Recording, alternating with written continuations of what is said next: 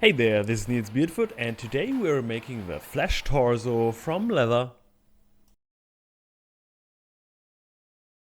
Sizing this correctly is absolutely the very most important part.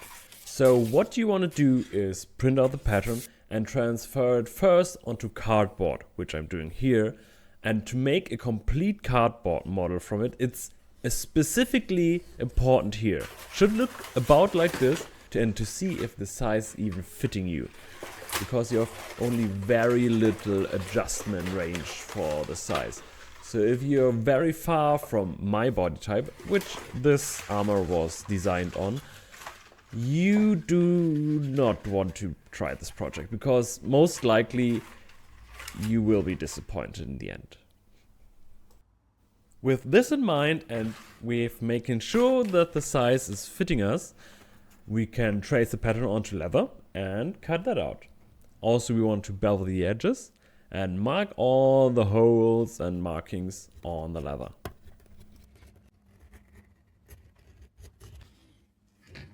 For inner corners, a wood chisel like this with a curved blade can be very helpful. And once all pieces cut out, we can use a beveler to bevel all the edges.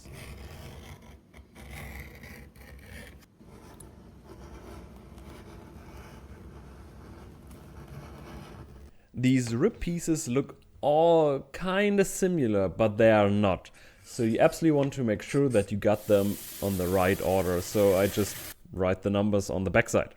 After this, we can moisten our wedge tanned leather to prepare it for stamping. Dry it back a little bit, we can start also with hole punching.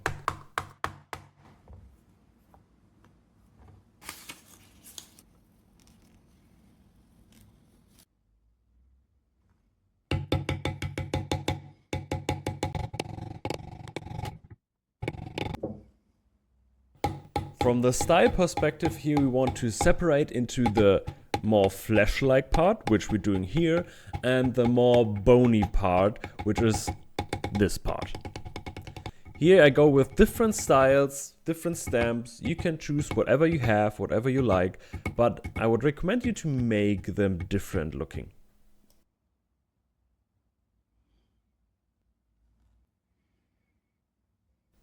So again, this part is the bone, and this part is the flesh. We also want to shape it already a bit with the remaining moisture. We want to press out the rib a bit from the inside and flip them over the edges. We're going to lose some of the depth of these lines, so we want to redo them. Very similar this works for the flesh parts. Here on the muscles, on the lower belly, we go with a lot of soft strikes with the bone folder and then a few deep ones. And you even can use your beveler to make them even deeper.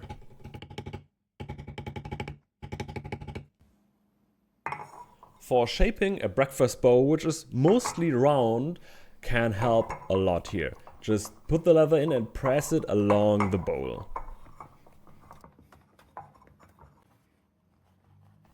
Some more shaping here, which should be as close already to the final shape as possible.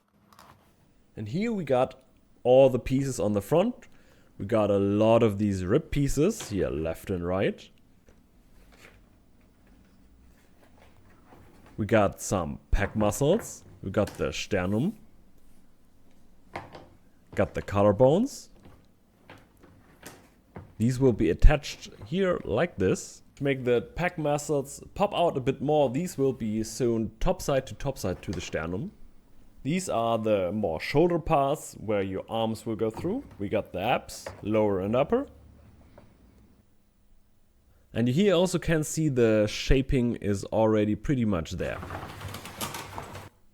We also got the back part of the shoulders, like in the area of shoulder blades, and here come the ribs in to the spine.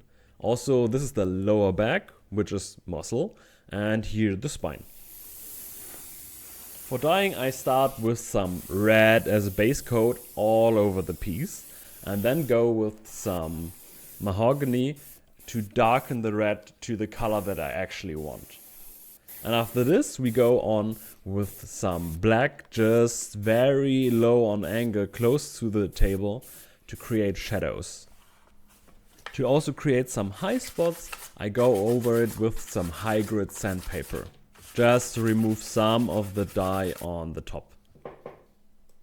Unfortunately, I have never found so far a white dye, so the bones, we have to paint them. Starting with some dirty white, which is basically some white with just a little bit of brown, and dry brush it all over the bone part. And then we go with some real white and dry brush just a bit on the surface of the complete bone.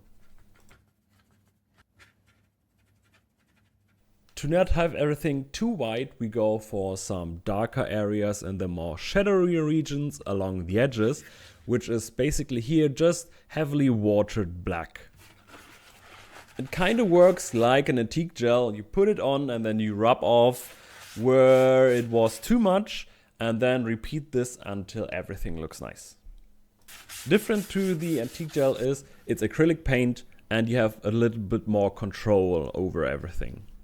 But you have to be fast because it's dry fast. To finish it up, we're gonna with some leather finish here. On the paint you want to be extra careful because the paint and the finish is all water based, so there's a chance that you rip it off. So make the first 2 coats careful, and after this you can go another coat, more clear, more harder, and also put it on the edges so you can use the moisture for burnishing. Now we can start assemble. And here we start with the pack and the collarbone. We just sew it together.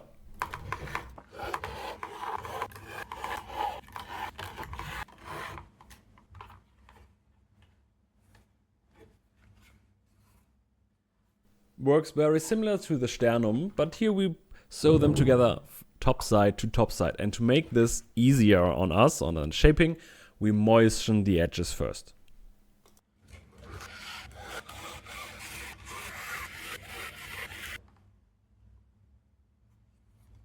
Moisten a bit more and then we can bend it even more into shape.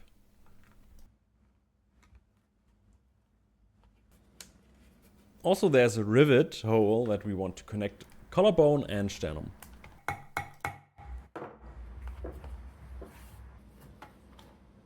And then repeat for the other side.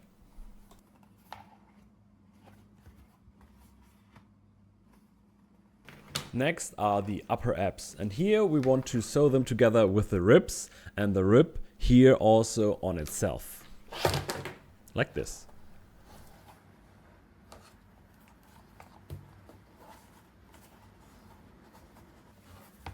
For the lower abs we only want to sew it on itself, so it's easier if we also moisten these again and then do it. This is mainly for it to maintain the shape.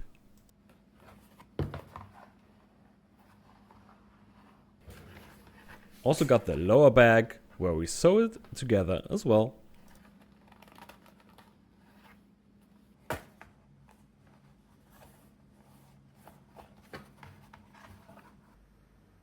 We also got quite a few loopholes here, and we just put in the loops and then set them.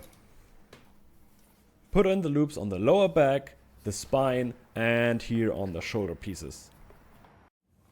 To connect all pieces in a movable way, we got this backpack strap. And the way it works is we use an awl, open a hole in there, not cut it, but just spread it, and then put a rivet through. And we do this a lot here. A lot, with quite a few straps and quite a few rivets. And the only difference here is that these specific ones, marked on the pattern, will face in the other direction. Also here you want to overlap the 2 straps. Now for the shoulder pieces we want to connect them here on this part with rivets. On the upper part we're gonna to later have some adjustment room and sew it together through the loops. Got the backpack straps with this, let's call it Y shape, and we rivet it to the front side of the shoulder. Also we got another strap, this is with the rivets as flipped, We put it here on the front shoulder as well.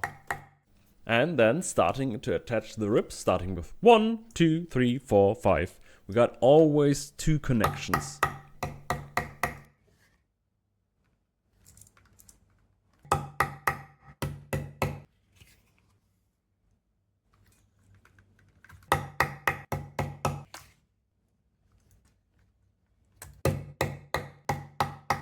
After number 4, we also do this to the other side, because number 5 is connected to the upper abs. And here we just proceeded.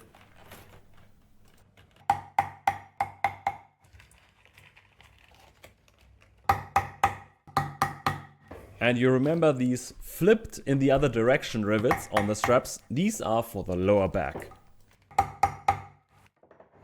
And the lowest piece are the lower abs.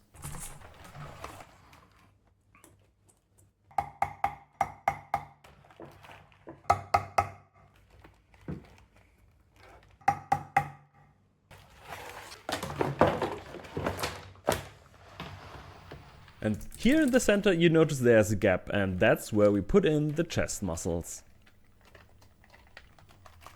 The rivets in the center are a bit harder to reach, so just take your time here and go to the edge of your anvil. Also on the sides of the muscle we have to sew it to the shoulders.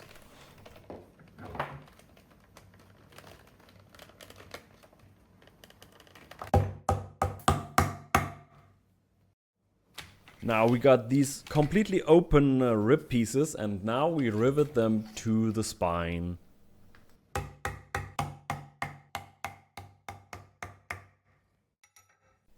Now to close the torso on the back and to shape the ribs, we want to moisten them, like everywhere pretty much. But be careful, you know, about the acrylic paint. Same goes for the lower back. Let it dry a bit back and then carefully bend it towards each other, like the spines towards each other. We get some clamps here that can help quite a bit. And also we can put in our ropes for the back, which closes them. Just for the moment, it's okay if it's completely loose, just to help maintain the shape while shaping. Also, what helped me tremendous is put in some pillows in there to help it. And you can see already it moves. Just got a giant flash baby. After dried, we can put on the ropes here for real, like in a clean way. And here I did this very special corset way of closing the thing. It entangles quite easily, so I would not generally recommend it. For the shoulders, here we can adjust them a bit. Depending on what fits you, just go through with some thread quite a few times through loops, and then you're good. And that's it for the flesh torso. Again, the most important part, for real, is not the project here. It's the fitting and getting the fitting right. Because if I close these ropes on my back, it fits pretty much like a second skin. And this is how it's supposed to be. Then it's comfortable. But if you're a larger guy, you will have probably difficulties here. So if you're too much away from my body type, I recommend you to not try this. And whoever wants to try this, absolutely do this cardboard model first. And you will do at least one. Because it does not fit you, you have to change it. Anyway, I hope you enjoyed this video. Let me know what you think down below in the comments about this special project, and see you guys next time. Have a great day.